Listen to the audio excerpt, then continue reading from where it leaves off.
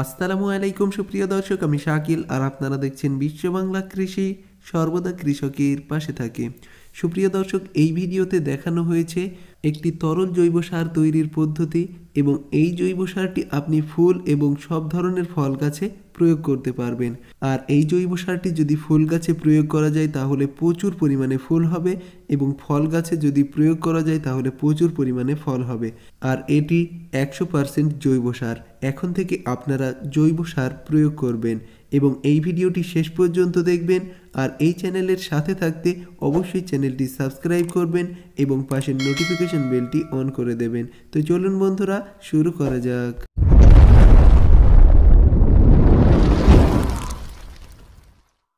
সুপ্রিয় দর্শক, এই তরল জৈব সারটি তৈরি করতে 3টি উপাদান প্রয়োজন।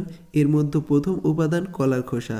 আপনারা কলার খোসা সংগ্রহ করে নেবেন এবং কলার খোসাতে প্রচুর পরিমাণে পটাশিয়াম থাকে। এর সাথে সামান্য পরিমাণে নাইট্রোজেন, ফসফরাস এবং ম্যাগনেসিয়াম থাকে। পটাশিয়াম গাছের ফল ধরতে সহায়তা করে এবং প্রচুর পরিমাণে ফুল আনতে সহায়তা করে।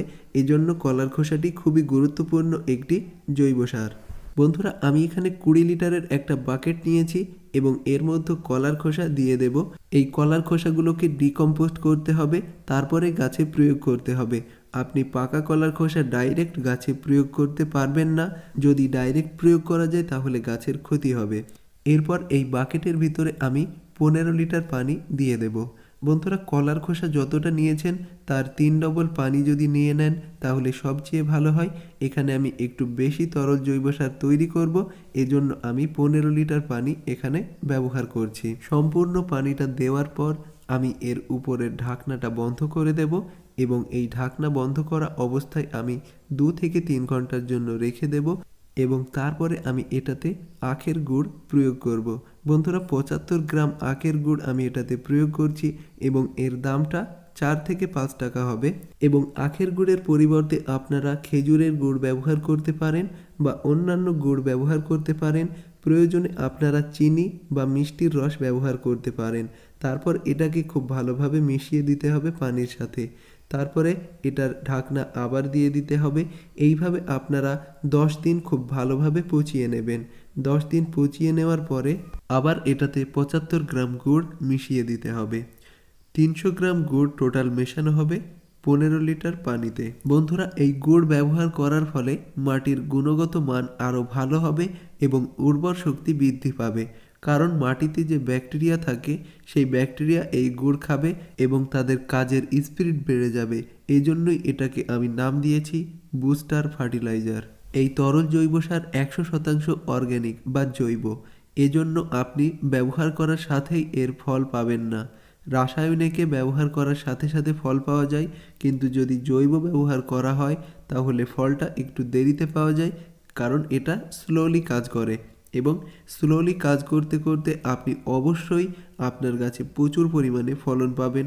এটাই হলো জৈব সারের গুণ এবং জৈব সার কখনো নষ্ট হয় না, সম্পূর্ণটাই কাজে লেগে যায় এবং গাছ সম্পূর্ণটাই সংগ্রহ করে নেয়। এরপর আবার ঢাকনা দিয়ে এটাকে রেখে দিতে হবে এবং 15 দিন পর এর অবস্থা ঠিক এমন হবে এবং এই জৈব সারটি রেডি হয়ে গেছে গাছে দেওয়ার জন্য। এটাকে আমি গাছে প্রয়োগ করব। অবশ্যই প্রয়োগ প্রসেসটি আপনারা দেখবেন। অবশ্যই গাছে প্রয়োগ করার আগে এই সারটাকে খুব ভালোভাবে ঘুলিয়ে নিতে হবে। খুব ভালোভাবে ঘুলিয়ে নেওয়ার পর এটাকে আমি একটা বোতলে ভরে নেব। বন্ধুরা, এই বোতলের মধ্যে করে আমি 1 থেকে 2 বছর সংগ্রহ করে রেখে দিতে পারি ঠিক এই পদ্ধতিতে। এবং বাকেটের ভিতর থেকে পচা কলার খোসা একটা নিয়ে এর ভেতরে দিয়ে রেখে দিতে হবে, তাহলে এর গুণগত মানটা কখনোই নষ্ট হবে না। এভাবে আমি 2 থেকে 3 বছর এটা রেখে দিতে পারি। এখনো পর্যন্ত আমার কাছে 1 বছর পুরনো জৈব সার আছে। বন্ধুরা, এটা আমি একটা বোতলে ভরে নিয়েছি। এবার এভাবে আমি স্টোর করে রাখতে পারি, কিন্তু আমি এটা প্রয়োগ করে আপনাদেরকে দেখাচ্ছি। বন্ধুরা, টবে একটা মরিচ গাছ আছে। এই মরিচ গাছে আমি প্রচুর পরিমাণে ফলন পাওয়ার জন্য এই সারটিকে প্রয়োগ করব এবং এরই সাথে আরও কয়েকটি গাছে প্রয়োগ করে আপনাদেরকে দেখাবো। কিন্তু এই সারটি প্রয়োগ করার জন্য অবশ্যই আপনাকে সমপরিমাণ পানি নিয়ে নিতে হবে এবং সমপরিমাণ এই জৈব সার নিয়ে নিতে হবে। তারপরে এটাকে খুব ভালোভাবে মিশিয়ে নিতে হবে। তারপরে আপনি গাছে প্রয়োগ করবেন এবং আমার এই মরিচ গাছে আমি এই তরল জৈব সারটি প্রয়োগ করে দিচ্ছি অধিক ফলনের জন্য এবং এই সংক্রান্ত ভিডিও দেওয়া আছে, আপনি চাইলে আই বাটনে ক্লিক করে ভিডিওটি দেখতে পারেন। এখানে আমার একটা পাতিলেবু গাছ আছে, এই গাছেও আমি এই তরল জৈব সারটি প্রয়োগ করে দিচ্ছি কারণ এই গাছে ফুল এসেছে এবং এই ফুলগুলো ফলে পরিণত করতেও সহায়তা করবে। আমার এই মিশরীয় ডুমুর গাছেও আমি এই তরল জৈব সারটি প্রয়োগ করব। এরই সাথে বন্ধুরা গোলাপ গাছেও আমি এই সারটি প্রয়োগ করছি কারণ এটি প্রয়োগ করলে এই গাছে প্রচুর পরিমাণে ফুল আসবে। আপনারা অবশ্যই আপডেট সহ দেখতে পাবেন। বন্ধুরা ভিডিওর মধ্যে কোনো জায়গা বুঝতে অসুবিধা হলে অবশ্যই কমেন্টে জানাবেন এবং সর্বদা বিশ্ব বাংলা কৃষি চ্যানেলের পাশে থাকবেন, চ্যানেলটিকে সাবস্ক্রাইব করবেন। বন্ধুরা এই ভিডিওটি শেষ পর্যন্ত দেখার জন্য আপনাকে অসংখ্য ধন্যবাদ।